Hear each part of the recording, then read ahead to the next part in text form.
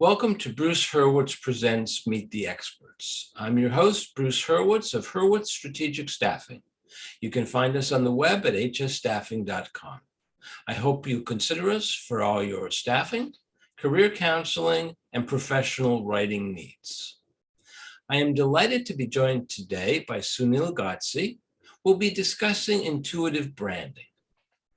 Meet the Experts is sponsored by P&K CPAs. P&K is a full-service accounting firm. They provide accounting and consulting services to businesses ranging from startups to small and mid-cap companies to nonprofits, as well as high net worth individuals. Contact them today for a free consultation at info@pk-cpas.com or call them at 973-882-8810. They will be happy to be of service. Sunil, welcome to the show. Welcome. Thank you so much for welcoming me. I'm really happy to be here and really looking forward to dropping some nuggets on intuitive branding that leverages the power of intuition. That's going to help you eliminate the competition in under 14 seconds. Lovely. So first, explain to us what you mean by intuition. So intuition is something that you're born with, and it hits the amygdala where you're making a decision. And so essentially there's two components when it comes to intuition. The one component are going to be things called signals that is given to you. And so there's two types of signals. One's positive, which means that you should go ahead with the decision. And the other is negative, which means that you shouldn't go ahead with that decision. And so the way I look at intuition is that each one of us has our own unique set of intuitive signals because our experiences are very unique. So you and I can be in the same, let's say, making the exact same decision, but for you to go ahead, your signal could be, let's say, a voice, whereas for me, it's a state of flow. So that's how unique it ends up being. And to give you a couple of case studies, one of the CEOs I've interviewed sees this omen that comes up on his right shoulder, which is his first positive intuitive signal. And for him, when he sees this omen, he says yes. And as I mentioned, he's run now 2 multi-million-dollar businesses based on this omen that pops up. And a unique negative signal is from an entrepreneur. And when I was interviewing him, of course, it's not a common question. You ask somebody, oh, hey, listen, you want to go for coffee? What are your intuitive signals, right? I mean, people will say, oh, that Sunil guy's a little weird. But when I was interviewing him on intuition, he says, well, I just don't know what my signals are. Yet every single time he went into a business or an entrepreneurial venture for the wrong reasons, less extrinsic motivation, money, all that stuff, he kept grabbing his left earlobe. And then it just hit him a few minutes later. It says, oh my God, I just never realized that every time I make a bad decision, my left earlobe gets hot. And so that's how unique the intuitive signals are. And the way that I look at intuition, it's like driving a car. So you get in a car, you press a button or you turn the keys and you hear the engine whir. But we all don't need to be mechanics to drive a car. And so nobody really kind of looks under the hood to see, okay, what's driving it. But what's really important for people to know is that what drives these intuitive signals are 4 types of intuition. And I'll go through them very quickly, but the best way that I can go through them individually is actually through a case study of a non-believer. And so one of my friends, he's now retired. He was an investment banker for many years. And so his name is John Rothschild. And I said to John, John, I'd like to interview you on intuition. Now, when you're an investment banker where data and spreadsheets and that kind of stuff rules your world, and when the online world is saying, oh, intuition is all about manifestation and voices from God and sort of the woo-woo part of it, which if that's how people define it, that's okay.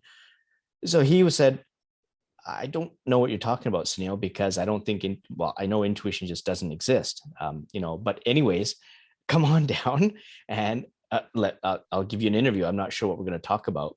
And so I did. And so that was a long drive to his office, wondering, what are we going to talk about? And what kind of pushback is he going to give? And so, I'm telling him about the CEO that sees omens and all these things that I've gathered from the other people I've interviewed. He says, Sunil, I'd really like to shake that guy's hand, but listen, when you make any decision in life, it's based on learning and experience. And so now we're going to get into the 4 types of intuition, because one of the 4 types is called experiential intuition. And what experiential intuition does is that ever since you're born, you have 5,000 to 6,000 events per day. When you're older, 28 to 35,000 events per day. And if you look at your brain like an iceberg, 90% is below water. That's the subconscious area of your brain. And 10% is above water, which is the conscious area. And so every single piece of learning, every single piece of experience, both formal and informal, your successes and your failures are good and bad, every single piece of that, ever since you're born, gets put into the subconscious area of brain like a library. So when you're about to make a decision, there is billions and billions of data points on the decisions that you made that were good and that were bad, that it's drawing from. And that's where this experiential intuition comes. And so I was telling John, in some cases, your experiential intuition has you go against the data. And he goes, well, that's really interesting you say that, Sunil, because I have an excellent example. And I said, well, please tell me what that example is. And so John was in the business of putting franchise locations in, like McDonald's or Wendy's or Dunkin' Donuts. And so his team would use a benchmarking system out of 10. And a 9 out of 10 meant that they put a franchise location in. They look at things like traffic patterns, demographics, and development in the area as examples. Yet he goes to this dilapidated area of Toronto, Canada, and he walks in. And now we're going to get into the second of the 2 called situational intuition. Situational intuition is the type when you go into a situation and you take a look at it and go, something's off, or it's okay to walk into a situation. And in John's case, when his team is saying there's a 5.5 out of 10, he's looking at this location saying, now he's saying, perhaps it's my intuition speaking, but we need to put a location here. And he couldn't explain why. And so he went against his team's data and he put in location there called the Beer Market. And that happened to be the most successful brand under his whole portfolio of franchise opportunities because of situational intuition. And then at some point, John's purpose changes. He no longer wants to be an investment banker. He actually wants to run a company. And now we're going to get into the third of the 4 called relational intuition. And what relational intuition does is it filters people through so that you only surround yourself and listen to the advice of those who really care about your well-being, who really care about moving your life forward. This is not yes people. These are people who have their own opinions, but their whole goal is to make you successful. And so in John's case, as we were talking, all the people who were concerned about money, fame, ego, high-end restaurants, private jets, all that stuff, all of them told him he was nuts. Why would you want to? He was making $3 to $4 million a year as an investment banker.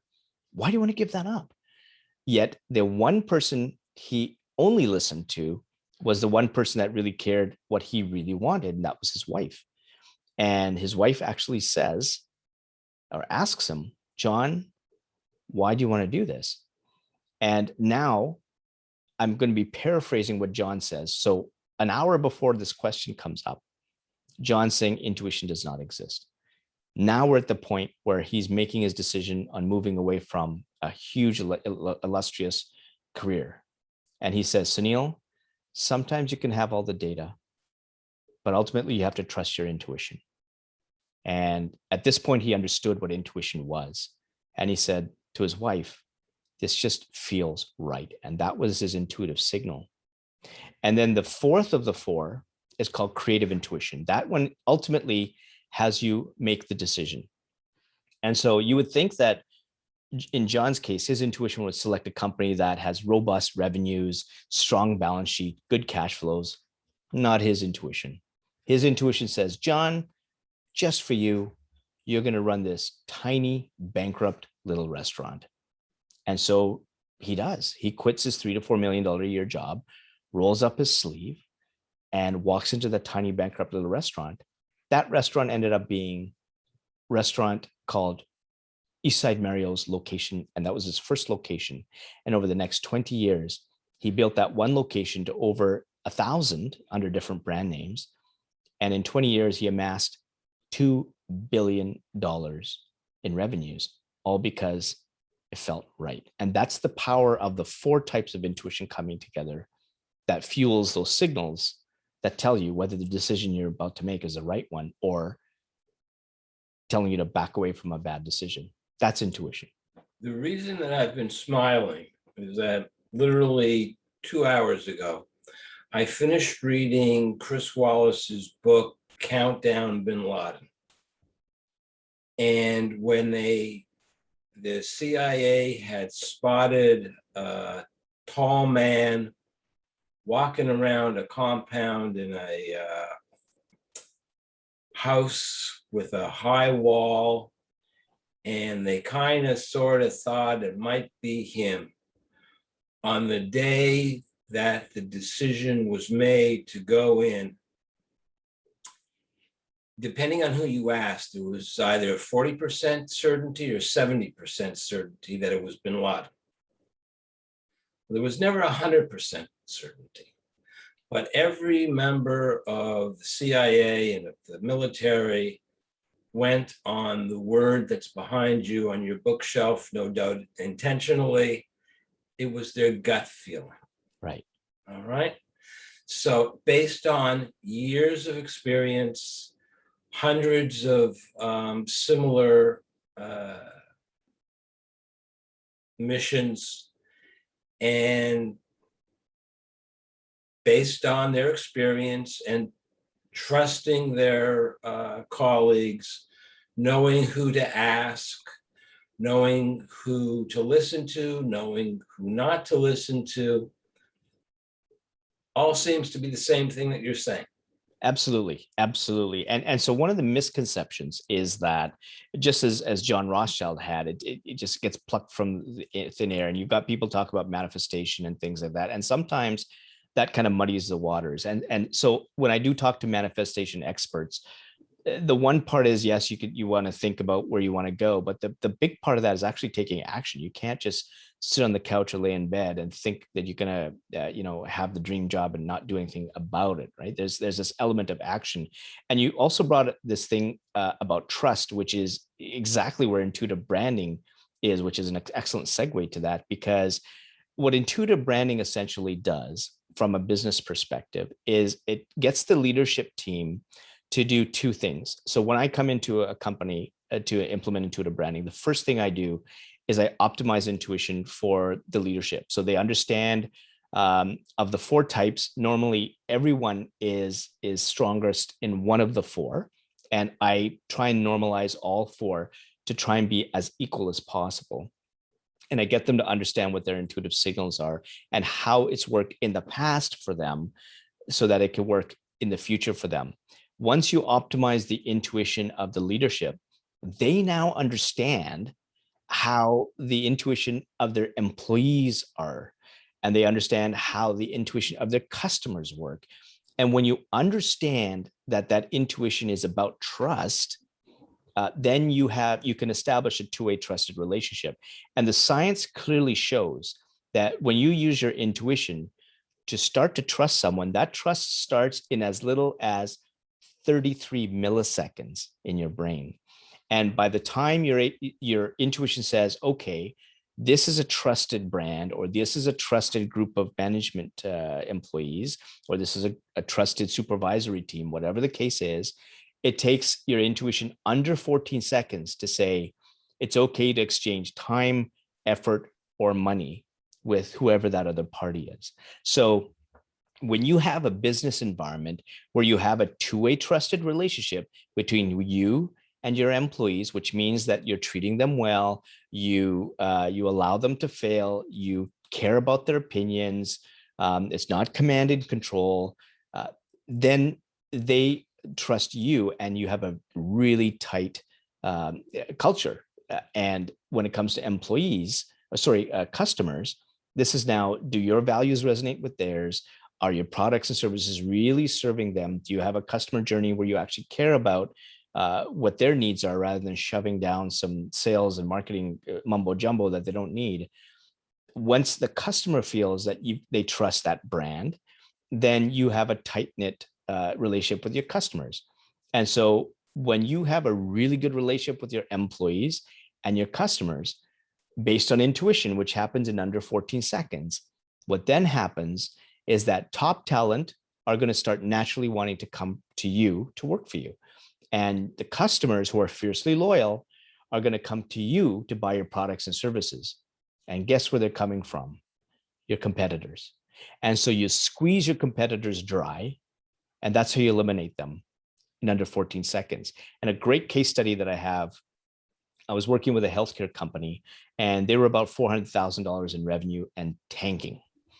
And so I was known as a turnaround expert. They asked me to come in. You were known as a what? A turnaround expert. Turnaround expert, yeah. So I came in, and the first thing I saw in their first team meeting, well, in one of their team meetings, is immediately with the body language, the type of questions, you can easily tell the snarkiness in the room. You just felt the mistrust between the two co-CEOs and the rest of the employees.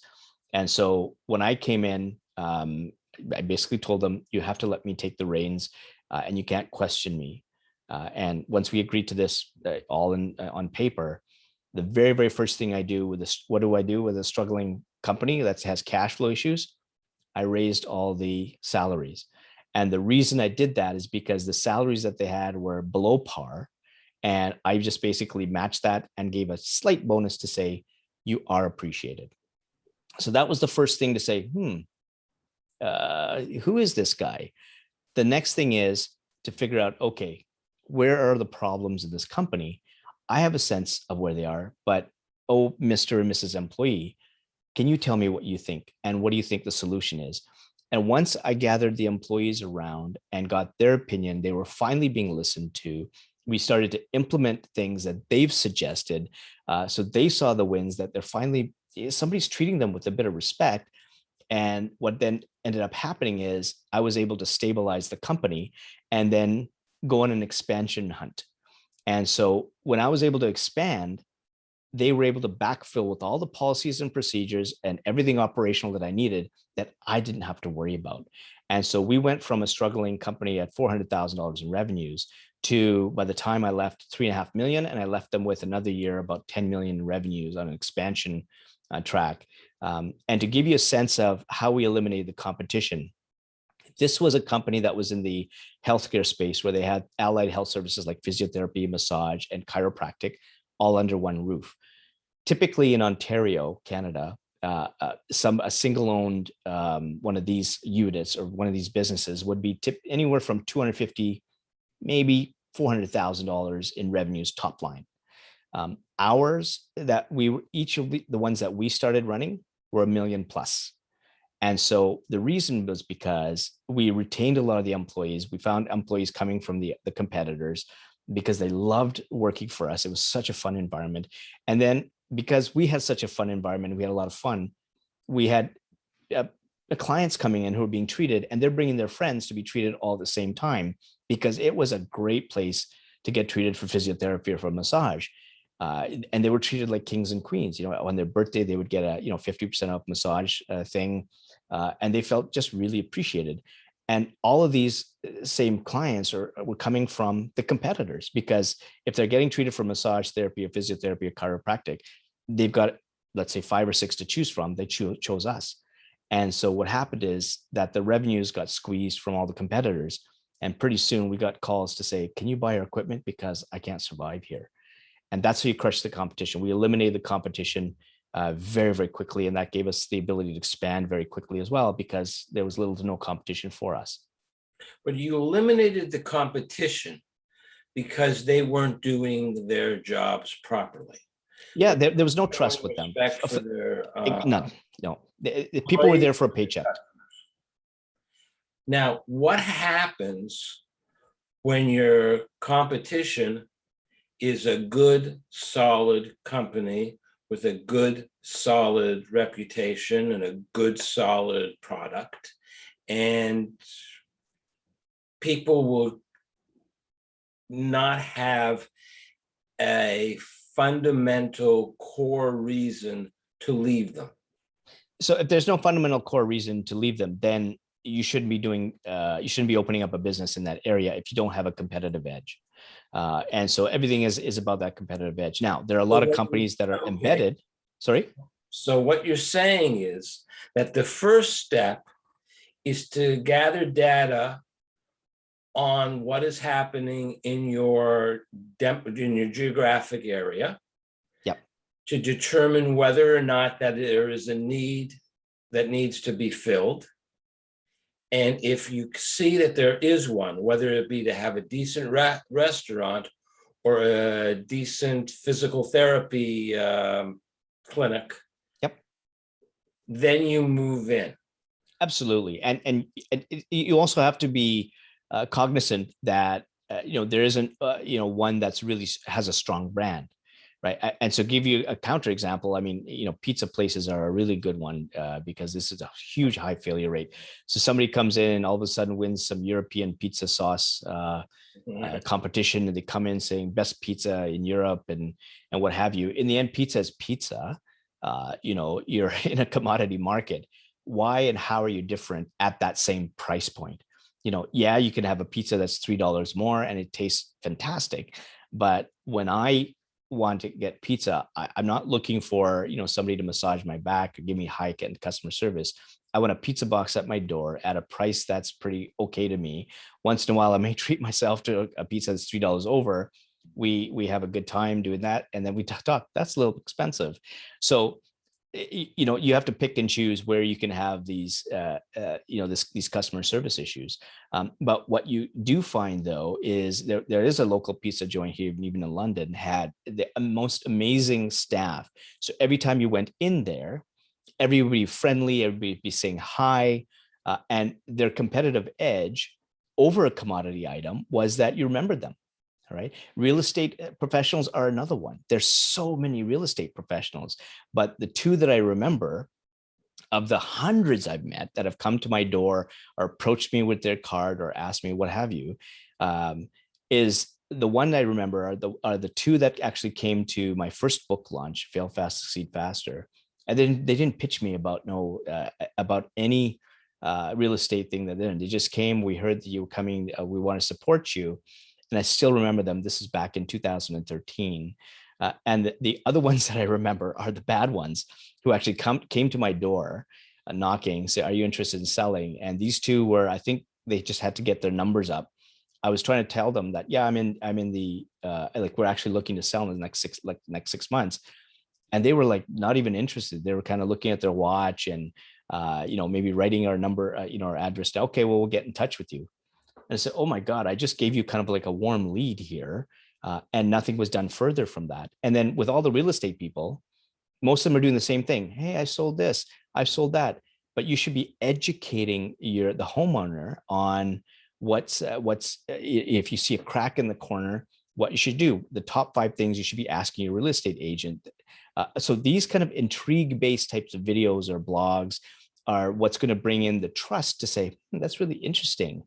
Maybe I should listen to you. And case in point, there was a plumber down in the US. This guy was, I think he was 50 years old, and he decided to just share some advice on plumbing. And so he said, this is how you don't need to call me or an expensive plumber. This is how you fix the plumbing. This is a $2 part. Here's some glue. And this is how you do it. Step-by-step videos. Within a year to year and a half, I think he's had over 50 million views on his YouTube channel. He's like 1 million subscribers. And he's now going across the US where he trains other plumbers on very specific jobs that are very unique to the plumbing industry. And he takes a van to do it. And he's now being brought in as a YouTube expert as how to do content the right way, because that's how he was able to drive trust with the people that he was educating, is by showing them how to do it. And so people like me who know nothing about plumbing, I'd probably damage it further by trying to fix it. I'd be calling him. It's a good, yeah, I've been smiling all this time because I used to live in Toronto. And I know when you mentioned pizza, every corner of metropolitan Toronto either has a pizza place or a gas station or Yes. a bank. No exaggeration, you're confirming it. Yeah. But the intuitive part of it, having, okay, you see a need, you go to fill the need, but okay, there's no decent dry cleaner. They're all the same. The prices are pretty much the same. There's no loyalty to the dry cleaner because he's a nice guy, she's a nice lady, but there's nothing special there. So you see that there may be an opening to open up a different type of dry cleaning establishment. Mm-hmm. But the only thing you know about dry cleaning is that you need hangers and plastic bags. That's it. You don't even know what dry cleaning really is. So it's not really intuitive. It's just logical that you would have to go and hire someone who can run it for you, Mm-hmm. can do the actual work. So in essence, isn't what you're saying with intuitive branding that you provide the culture and the professionals provide the work? Well, you also provide, so you also hire the professionals that love what they're doing. Mm-hmm. Because when they love what they're doing, they already exude naturally that confidence, that happiness, that customer service. And so it's definitely your task that you have to do. But when you're looking at HR, intuitive branding from an HR perspective, or as I call intuitive hiring, then you need to filter out the people to really get people who really love what they're doing.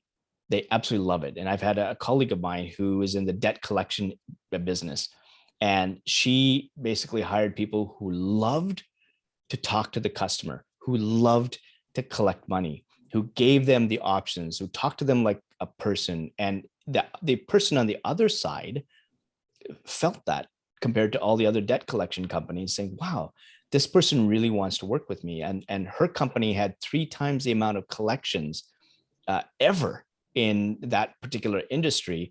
And she was winning awards left, right, and center. And when it came to problems in her business, because there was a lawyer that sued her, so somebody sued her for being too happy. And so the reason why he wanted to sue her was so he could drain her cash. And so she said, I'm sorry, I can't afford to run this company, because even though we're going to win, which makes no sense, we still have to go to court. I still have to pay lawyers' fees. And all the employees started to work for free and say, whatever's going to happen, we're going to survive. And they survived. And she came out, obviously, I mean, the courts just threw that out. And the employees stayed there, but they loved working for her. They loved what they did. That's the type of professional that you need to hire. And they're out there. You just have to take the time to find them. We are running out of time. So before I let you go, I want to share your contact information and ask my usual final question. Is there anything that I have not asked you that you wish I had asked you? And what would the answer have been?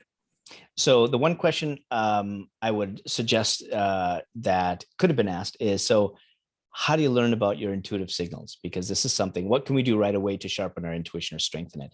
And the answer to that is that you take a sheet of paper, and on one sheet of paper, you put all the good decisions you made.